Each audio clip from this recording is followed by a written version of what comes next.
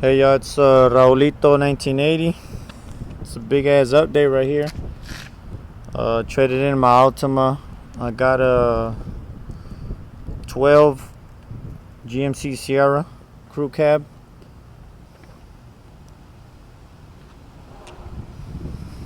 I'm doing a quick upgrade right now.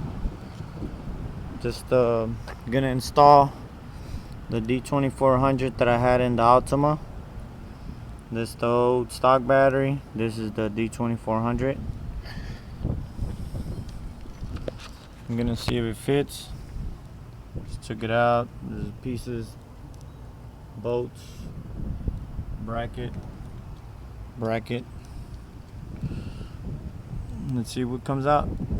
I'll give you another video here in a few minutes.